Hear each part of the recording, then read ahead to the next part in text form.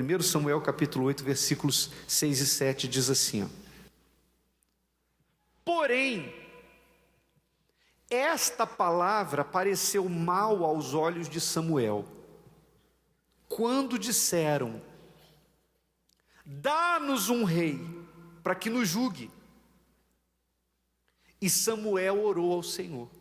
E disse o Senhor a Samuel: ouve a voz do povo em tudo quanto te dizem, pois não te tem rejeitado a ti, antes a mim me tem rejeitado, para eu não reinar sobre eles. Vou explicar para você entender o contexto da passagem. Depois de Israel vencer os filisteus, que Deus trovejou sobre os filisteus, já eram cerca de 20 anos que o povo estava sob o domínio dos filisteus, e aí Samuel assumiu o lugar do profeta Eli, e se tornou o novo profeta de Israel, novo pastor de Israel.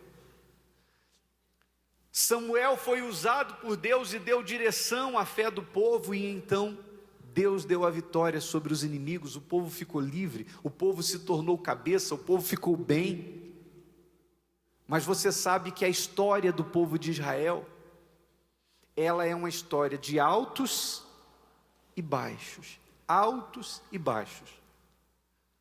Altos quando o povo dava ouvidos à voz do homem de Deus, do profeta que Deus enviava, e o povo praticava aquilo, então passava a ficar por cabeça, ou seja, o povo prevalecia diante dos seus inimigos.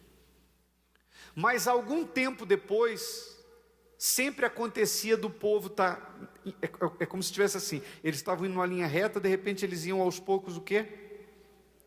Se desviando e saíam do centro da vontade de Deus. Esses 2 versículos que nós acabamos de ler mostram um desses momentos. O que aconteceu? Israel, diferente das outras nações, não tinha rei. Não havia nenhum rei. O rei de Israel era Deus. E quem julgava a nação eram os profetas. Era o profeta Samuel, por exemplo. Tinha os juízes. Se você pegar o livro, não existe o livro dos juízes na Bíblia? O que é o livro dos juízes? É um livro que conta quem foram os juízes de Israel. Exatamente isso. Israel não tinha rei, mas tinha líderes. E esses juízes consultavam a Deus e julgavam o povo. Isso já veio desde Moisés. Moisés foi o primeiro juiz e legislador de Israel. Só que Israel olhava para as outras nações e via que cada nação tinha um rei. Israel não tinha. E olhando para essas nações idólatras, Israel procurou o profeta Samuel e começou igual criança birrenta, dizer: nós queremos um rei. Porque a nação tal tem rei, a nação ciclana tem rei, nação beltrana tem rei, e a gente, Israel, não tem rei. Nós queremos um rei. O povo começou igual criança birrenta: a gente quer um rei, para ser igual às outras nações. Mas não precisava de rei, porque quem era o rei de Israel? Era o Senhor. Mas é o que dá quando a pessoa, trazendo agora para nós, quando a pessoa fica olhando para a vida dos incrédulos, para a vida daqueles que não creem, para a vida dos ímpios. Então, Israel esqueceu a palavra de Deus e passou a olhar para a vida dos ímpios. Saiu do Espírito. E quando Samuel ouviu esse clamor público, esse clamor do povo de ter um rei, isso não agradou a ele, porque Samuel sabia que o rei de Israel era o Senhor. E aí Samuel foi consultar a Deus, como nós lemos nesses 2 versículos: Senhor, o povo está pedindo um rei, o que eu faço? Aí Deus vai e diz assim: atende, pode dar um rei para eles, já que eles querem. Não se preocupa não, Samuel, porque eles não estão rejeitando a você, eles estão rejeitando a mim. Ou seja, quando alguém rejeita alguém usado por Deus, não está rejeitando essa pessoa, mas está rejeitando o próprio Deus. E foi isso que Israel fez com Samuel. Mas Deus falou: dá, eles não querem. Porque Deus é um cavalheiro, pessoal. Alguém disse isso e eu nunca mais me esqueci. Deus respeita a nossa vontade. Ainda que aquilo que você queira fazer seja errado, Ele deixa você fazer. Deus não impõe. Deus não é como o ladrão que arromba a porta para entrar. Ele bate na porta. Jesus disse: eis que estou à porta. Se a pessoa decide errar, Ele não impede. Por quê? Porque Ele nos fez seres humanos e nos deu livre-arbítrio, poder de escolha. Você não é um robô. Você tem poder de decidir o que você quer, e se você decidir o que é errado, Deus vai te respeitar, porque Ele é um gentleman, como foi dito. Ora, a partir dali, Israel passou a ter o seu primeiro rei, que foi o rei Saul. A princípio foi um bom rei, depois Saul se perdeu e o povo gemeu, porque tinha à frente de si um homem sem temor. E assim foi toda a história dos reis de Israel. Vinha um rei que era afinado com Deus, então o povo se alegrava. Mas quando vinha um rei ímpio, então a nação se corrompia. Então, onde é que eu quero chegar?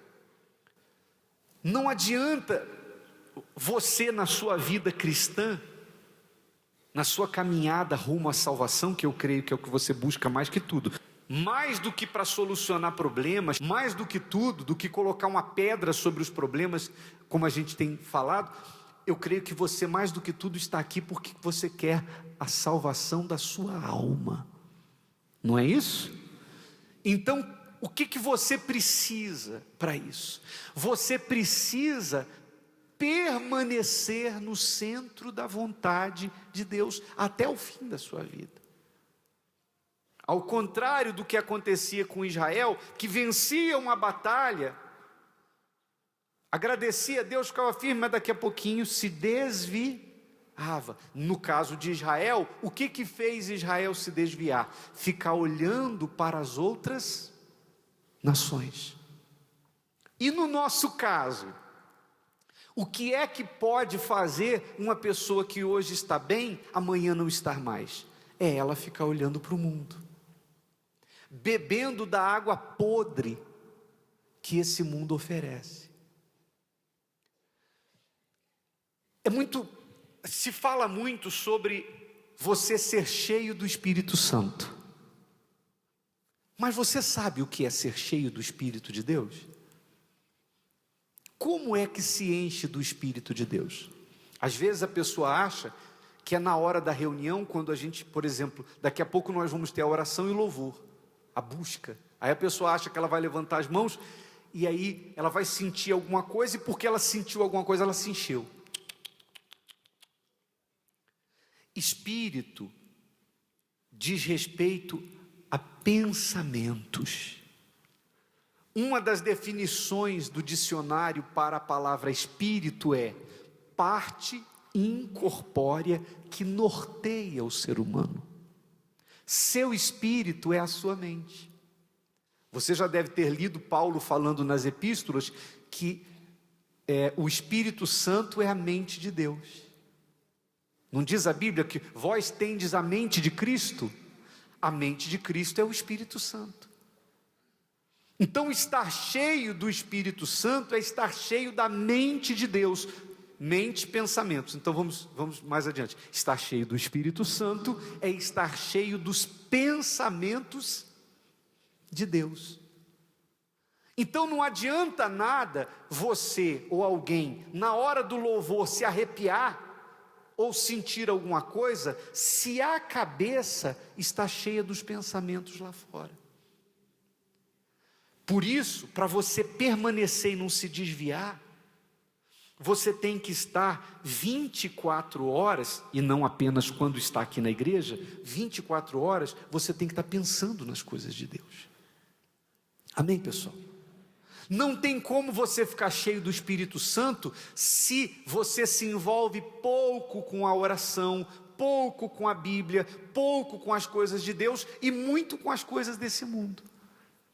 Tudo aquilo que eu me envolvo demais tem um espírito, e aquele espírito vai me encher. Compreende? Então eu pergunto, a sua cabeça está cheia do quê?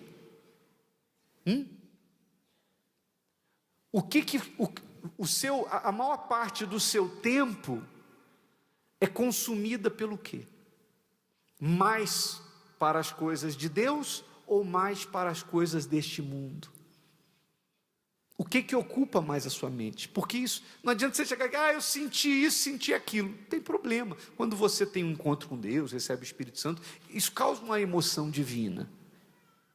Mas estar cheio do Espírito Santo é estar em espírito o dia inteiro.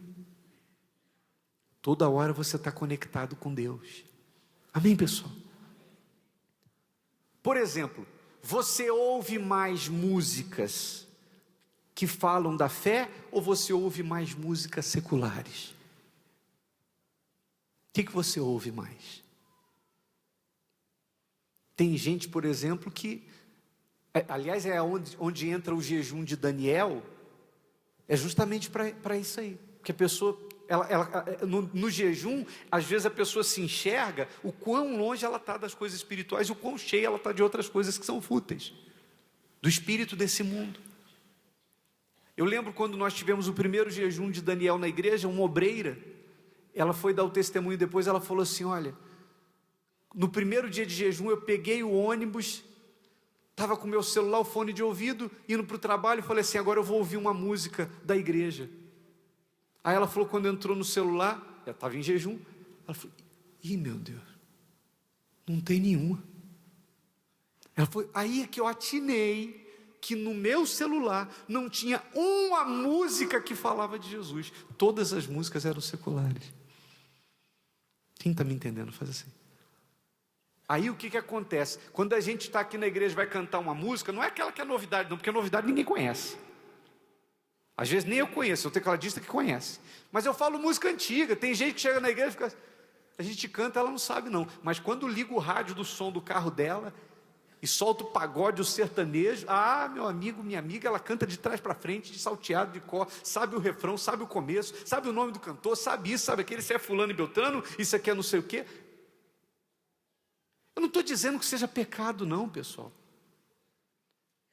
Existem músicas seculares que não são agressivas, que tem uma letra que passa.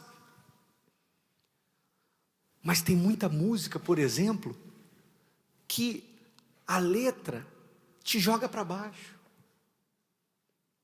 Você sabia que quando você estuda música, uma das coisas que eles ensinam é que através da música você pode manipular a emoção de quem te ouve. Existem melodias que são tristes, existem melodias que são alegres. Você assiste um filme de suspense, o fundo eles já colocam lá os acordes certos que faz dar aquele tom de suspense, de que a coisa não está resolvida. Sim ou não? Tudo passa um espírito. Então tem gente que fica conectada, por exemplo, na internet, a vida dos artistas, a pessoa quer saber. Às vezes você abre o site lá de informações, de notícias, às vezes tem uma foto de um ator dizendo assim, fulano foi na praia. Pelo amor de Deus, pô. Aí você vai clicar para ver o que fulano foi fazer na praia. O que eu tenho a ver que fulano foi na praia? Então isso vai encher a sua cabeça de quê? O que essa informação vai te acrescentar? Então use a cabeça, procure aquilo que vai acrescentar alguma coisa para você. O que não vai acrescentar, não clique, não entre, não beba daquele espírito. Antes de você clicar, antes de você ler, pergunte assim, o que isso vai me acrescentar? Porque tem um monte de coisa que eles têm que encher lá de informações e coloca coisas assim, fulano beijou Beltrano. Então, se você for clicar naquilo ali, o que você tem a ver com isso? O que a gente tem a ver com isso? Então tem um monte de noticiazinhas que aparecem ali, que só vão encher você de coisas fúteis, sem falar daquilo que é nocivo. Quem está me entendendo faz assim. Então, encha-se do Espírito de Deus. Esse é o segredo para você permanecer na fé e não se desviar. Não é só na igreja, não. Você tem que ler a Bíblia em casa. Você tem que ler os livros da igreja, a literatura da igreja que edifica, os livros do bispo. Você vai assistir um programa, selecione, veja o que você está assistindo. A sociedade é o que é, porque ela absorve o que tem na televisão. De maneira que aquilo que antes era um absurdo, hoje já é normal. Não seja consumidor, seja um provedor. Seja luz entre as trevas, seja o sal dessa terra. Se Deus falou com você através desta mensagem, compartilhe. Inscreva-se em nosso canal e não esqueça de ativar o sino para ser notificado das próximas postagens.